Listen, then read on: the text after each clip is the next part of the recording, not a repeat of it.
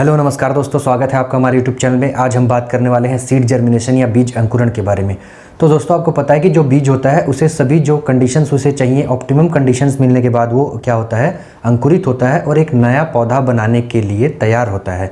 English में बात करें तो germination is the emergence and development of seedling from the seed embryo which is able to produce a normal plant under favourable conditions. मतलब कुल मिला के सीड का जो एम्ब्रियो है उससे एक सीडलिंग का डेवलपमेंट होना, उसे फेवरेबल कंडीशन मिलने के बाद क्या है, नॉर्मल प्लांट प्रोड्यूस करना, इसे ही सीड जर्मिनेशन कहा गया है। तो बीज को क्या है, निर्धारित मात्रा में नमी, निर्धारित मात्रा में ऑक्सीजन, निर्धारित मात्रा में टेम्परेचर और निर्धारित मात्रा में सनलाइट मिलेगा। तो बीज क्या है, सब चीज़ें फेवरेबल मिलने के बाद उसमें क्या है, जर्मिनेशन होता है और वो एक हेल्दी प्लांट बनाने के लिए तैयार हो जाता है। यानी हम सीधे शब्दों में बात करें, बीज को जो भी आवश्यक चीज़ें हैं वो मिलने के बाद उसका जो उगना है वही अंकुरण कहलाता है। बस बात खत्म। अब ये जो बीज का अंकुरण है इसको प्रभावित करने वाले कौन कौन से कारक हैं। तो अगर बीज का अंकुरण हो रहा है तो कुछ कारकों का फर्क पड़ेगा और कुछ कारकों से ही उसका अंकुरण जो है निर्धारित होगा। तो सबसे पहला हो जाएगा पानी या नमी, दूसरा कारक है ऑक्सीजन और तीसरा कारक है तापमान या टेम्परेचर। तो सबसे पहले हम बात करते हैं पानी या नमी की। तो जब भी किसी बीज को स्टोर करते हैं, जब बीज स्टोरेज वाली कंडीशन में होता है तो उसमें नमी की मात्रा जो है 8 से 15% तक रखी जाती है। यह जो 8 से 15% नमी की मात्रा है जो स्टोरेज के समय पर रखी जाती है, यह नमी की मात्रा बीज को अंकुरित करने के लिए पर्याप्त नहीं है, क्योंकि बीज जब अंकुरित होगा तो वो फूलेगा, उसे ज़्यादा मात्रा में पानी चाहिए, तभी तो उसका सीड कोट जो है मुलायम होगा। तो पानी उसको 75 से लेके 95% तक पानी चाहिए होता है, 75% से लेके 95% तक। तो सबसे प्रमुख कारक या घटक है पानी। दूसरे कारक की बात करें तो ऑक्सीजन। ऑक्सीजन की मात्रा जो है वो भी मेटाबॉलिज्म क्रियाओं को करने के लिए जो है, मेटाबॉलिज्म जो क्रियाएं होती हैं जब बीज अंकुरित होता है उस समय, तो उस समय ऑक्सीजन भी ज़रूरी होती है। ऑक्सीजन भी एक इम्पॉर्टेंट फैक्टर है। आगे बात करें तापमान की, तो तापमान भी बहुत अहम फैक्टर है, बहुत अहम रोल निभाता है। 25 से 30 डिग्री टेम्परेचर जो है बहुत सारे बीजों में अंकुरण के लिए अनुकूल माना गया है। अगर ओवरऑल हम बात करें, सभी बीजों को मिला के देखें, जैसे बहुत सारी चीज़ों में किसी में कम टेम्परेचर मांगता है, ऑप्टिमम टेम्परेचर किसी में ज़्यादा होता है, तो 5 डिग्री से लेकर 40 डिग्री तक इसका वेरिएशन होता है। ये तो हो गई फैक्टर की बात कि कौन कौन से फैक्टर प्रभावित करते हैं। अब हम बात करते हैं कि जब बीज अंकुरित होने वाला रहता है तो उसमें क्या क्या परिवर्तन आते हैं, क्या क्या चेंजेस आते हैं। तो इसमें मुख्यतः 4 प्रकार के चेंजेस आते हैं। बहुत ईजी है, देखिए हम सबसे पहले आपको बताते हैं। सबसे पहला जो चेंजेस होता है वो होता है imbibition of water bye osmosis. मतलब परासरण की जो क्रिया होती है उस क्रिया के द्वारा क्या होता है, पानी का जो है अंतः चूषण या इम्बाइबिशन होता है। मतलब बीज जो है अपने अंदर पानी को सोखता है। बीज जब अपने अंदर पानी को सोखता है तो बीज क्या हो जाता है, मोटा हो जाता है। उसके बाद सेकंड जो है उसमें कुछ फिजियोलॉजिकल क्रियाएं जो हैं उनका शुरुआत हो जाता है, initiation of physiological activities and respiration and activation of enzymes. मतलब जो कुछ फिजियोलॉजिकल क्रियाएं हैं वो चालू हो जाती हैं, जिसके कारण क्या होता है, रेस्पिरेशन जो है, श्वसन जो है बीजों में स्टार्ट हो जाता है, श्वसन स्टार्ट होता है और साथ ही कुछ एंजाइम जो है वो एक्टिवेट हो जाते हैं। जो अभी एंजाइम सिक्रीट हुए थे उन एंजाइमों की सहायता से जो स्टोर फूड है, जो सीड के अंदर स्टोर फूड है, वो क्या होता है, उसका डाइजेशन स्टार्ट हो जाता है, वो फूड जो है डिजॉल्व होना शुरू हो जाता है। ये हो गया थर्ड प्रोसेस। उसके बाद चौथा क्या होता है, जो डिजॉल्व फूड है, जो फूड डिजॉल्व हो गया है, वो क्या करता है, ट्रांसलोकेटेड होने लग जाता है। ट्रांसलोकेट होता है और साथ में एसिमिलेशन चालू हो जाता है, मतलब उसका स्वांगीकरण, मतलब बीज जो है उसे जर्मिनेशन के लिए यूज़ करने लग जाते हैं। तो ये 4 जो प्रोसेस हैं इसमें बीज का जो है ये चेंजेस आते हैं जब बीज जर्मिनेशन हो रहा होता है। सबसे पहले ऑस्मोसिस के द्वारा क्या करता है, वाटर को अंदर लेता है, इम्बाइबिशन होता है और बीज जो है थोड़ा सा फूल जाता है, मोटा हो जाता है। उसके बाद क्या होता है, फिजियोलॉजिकल एक्टिविटीज़ जो है वो चालू हो जाती हैं, जिसमें रेस्पिरेशन स्टार्ट हो जाता है और रेस्पिरेशन स्टार्ट होने के साथ ही एंजाइम सिक्रीट होते हैं। उसके बाद थर्ड जो प्रोसेस है उसमें क्या होता है, एंजाइम जो है वो फूड को, जो स्टोर फूड है उसको डिजॉल्व करते हैं, उसका डाइजेशन स्टार्ट हो जाता है। उसके बाद जो चौथा पॉइंट है उसमें क्या होता है, ट्रांसलोकेशन और एसिमिलेशन चालू हो जाता है। जो फूड है उसका ट्रांसलोकेशन चालू हो जाएगा और एसिमिलेशन चालू हो जाएगा, जिससे क्या है, जर्मिनेशन की प्रक्रिया तेज हो जाती है। अब बात करते हैं जर्मिनेशन के प्रकार या टाइप ऑफ जर्मिनेशन। तो जर्मिनेशन के जो है 2 प्रकार के जर्मिनेशन होते हैं, एक होता है हाइपोजियल, दूसरा होता है इपीजियल। तो देखिए ये जो 2 टर्म हैं, आपको बहुत सारे साइंस की जो आप पढ़ाई कर रहे हैं, बॉटनी हो चाहे एग्रीकल्चर हो चाहे साइंस हो, ये जो टर्म है आपको बहुत जगह पे काम आएंगी। हाइपो का मतलब होता है नीचे, हाइपो मतलब नीचे, और ईपी मतलब होता है ऊपर। बस ये 2 टर्म आप समझ लीजिए, आपका काम बन जाएगा। अब जो जर्मिनेशन होते हैं 2 प्रकार के होते हैं। तो सबसे पहले हम बात करते हैं हाइपोजियल। अब हाइपो का मतलब होता है नीचे, जीएल मतलब आप मान लीजिए धरती यानी ग्राउंड। तो जो हाइपोजियल है इसमें जो बीज का कॉटिलिडन है वो कॉटिलिडन क्या होगा, ग्राउंड से नीचे होगा। मतलब जो सॉइल की सरफेस है, सरफेस से उसका जो कॉटिलिडन है वो नीचे होगा, हमेशा सॉइल सरफेस से नीचे रहेगा। ऐसा हमें सीरियल्स में देखने को मिलता है, जैसे पैडी हो गया, वीट हो गया, इन सब चीज़ों में देखने को मिलता है। अगर इसी में हम बात करें विपरीत इपीजीएल की, तो इपीजीएल में क्या होगा कि जो अपना कॉटिलिडन है, जो बीज का कॉटिलिडन होता है, वो कॉटिलिडन हमेशा जो है ज़मीन से ऊपर होगा। इस प्रकार का हमें सनफ्लावर में देखने को मिलता है, कॉटन में देखने को मिलता है, टैमरिंड यानी इमली में देखने को मिलता है।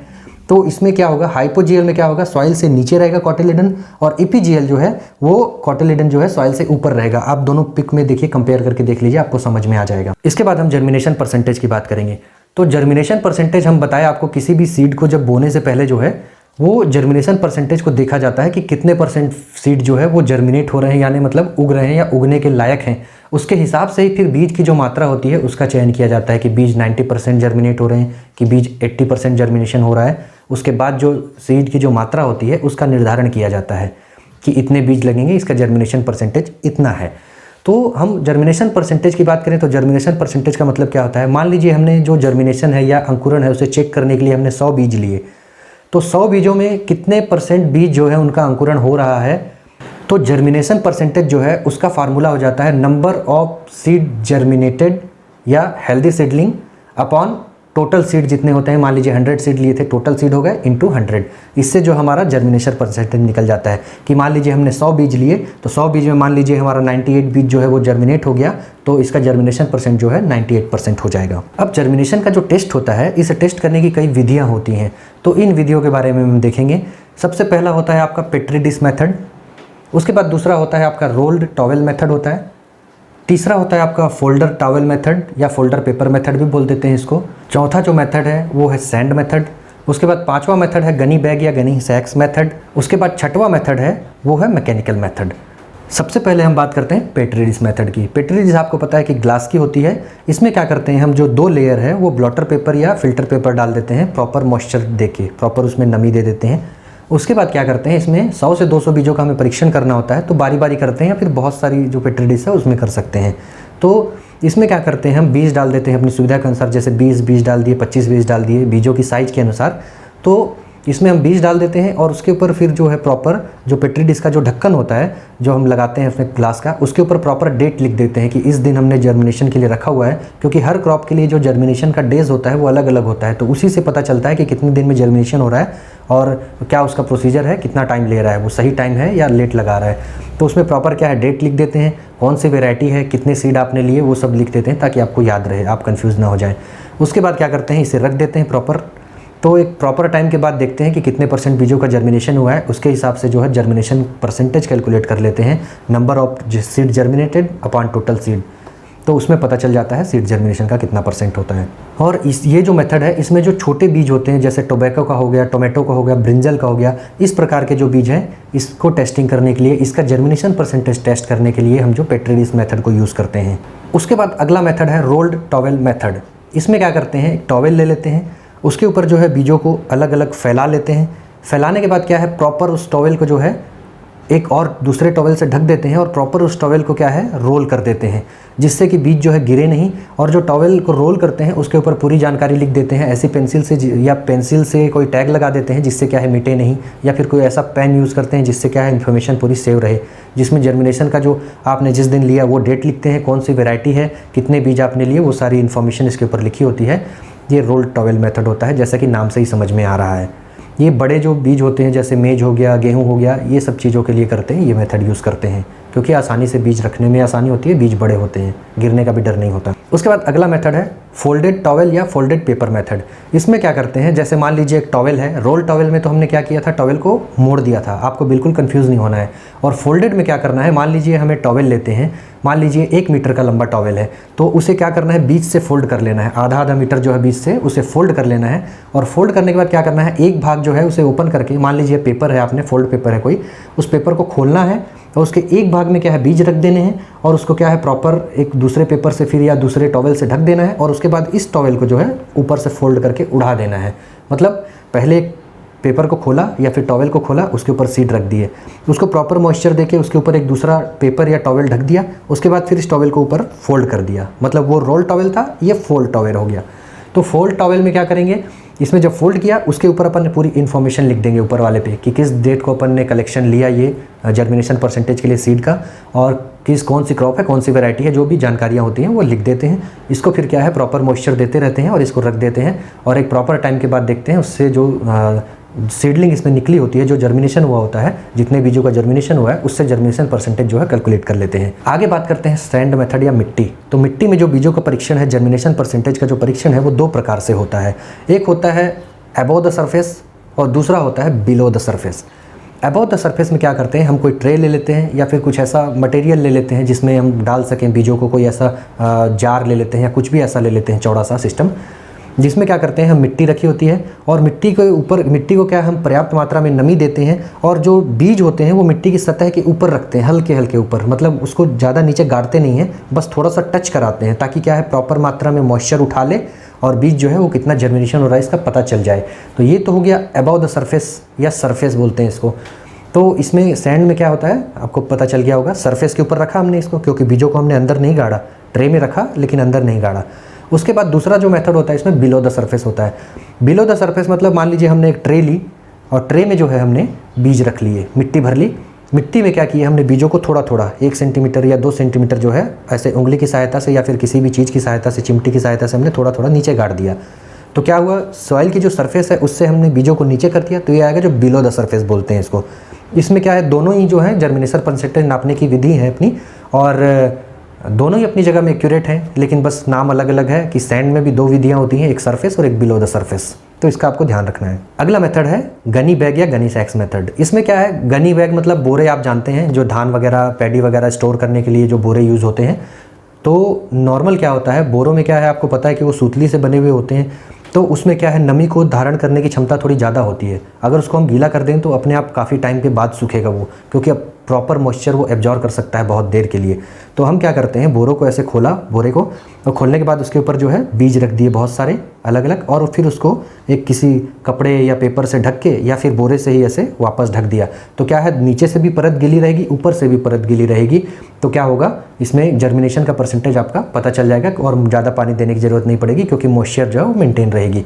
तो ये सब जो मैंने आपको बताया, पेट्री डिश मेथड बताया और फोल्डेड टॉवेल मेथड बताया या फिर रोल टॉवेल मेथड बताया, ये सब क्या है आदमी घर पे भी कर सकता है जर्मिनेशन टेस्ट, ऐसा कोई बड़ी बात नहीं है।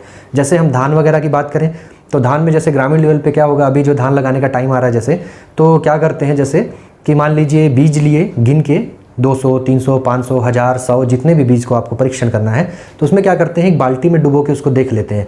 तो जितने भी भारी सीड होते हैं जिसमें अच्छा एम्ब्रियो होता है तो वो क्या होते हैं नीचे बैठ जाते हैं पानी में, और जो हल्के सीड होते हैं जिनमें एम्ब्रियो प्रेजेंट नहीं होता, बस एकदम हल्के सिर्फ कवर होता है, वो ऊपर आ जाते हैं। तो देसी तरीके से ऐसे भी पता चल जाता है। इसके बाद जो अगला मेथड है मैकेनिकल मेथड। मैकेनिकल मेथड में देखिए अलग कुछ नहीं होता है, बस एक जर्मिनेटर होता है, चैम्बर, इंक्यूबेटर होता है, मतलब कुल मिला के मशीन की आवश्यकता होती है। और ये मैकेनिकल मतलब आप समझ गए कि ये जो लैब वगैरह में यूज होगा ये साइंटिफिक तरीके वाला होता है। मान लीजिए हमने बीजों को पेट्री डिश में रखा, पेट्री डिश मेथड में, तो उसके बाद क्या हो जाएगा, इस मैकेनिकल मेथड में उसी पेट्री डिश को उठा के अपन इंक्यूबेटर में रख देंगे या फिर जो सीड जर्मिनेटर होता है उसमें रख देंगे, उसको प्रॉपर टेम्परेचर देंगे, प्रॉपर मॉइस्चर देंगे, मतलब मशीनों के द्वारा देंगे। उसमें हम मैनुअली दे रहे थे। तो होता यही है, जैसे रोल टॉवेल मेथड हो गया, तो रोल टॉवेल जो था हम पहले ऐसे ही कहीं रख दे रहे थे, तो इसको क्या है प्रॉपर इंक्यूबेटर में रख देंगे या फिर आपका जो सीड जर्मिनेटर है उस चैम्बर में रख देंगे। कुल मिला के मैकेनिकल मेथड में यही सब मेथड यूज होते हैं, लेकिन इसे हम मशीनों में रख के जो ऑप्टिमम कंडीशंस है वो ऑप्टिमम कंडीशन दे देते हैं। बस ये हमने देखा थोड़ा सा सीड जर्मिनेशन के बारे में। उम्मीद करता हूँ कि आपको समझ में आ गया होगा, क्योंकि बहुत बड़ा कोई रामायण नहीं है। और कुछ अगर डाउट हो तो कमेंट करके पूछ सकते हैं आप। और इससे पहले मैं बीज के प्रकार की वीडियो बना चुका हूँ, और सीड की क्या क्या क्वालिटी होती है, बीज के अच्छे बीज की क्या क्या क्वालिटी होती है, वो वीडियो बना चुका हूँ। आप प्ले लिस्ट में जाके देख सकते हैं, लिंक भी मैं डिस्क्रिप्शन में दे दूँगा आपको चाहिए तो। और वीडियो अगर अच्छा लगा तो प्लीज़ लाइक करिएगा, चैनल को सब्सक्राइब करिएगा। इसी प्रकार की और एजुकेशनल वीडियो पाने के लिए हमारे साथ बने रहिएगा। जय हिंद दोस्तों।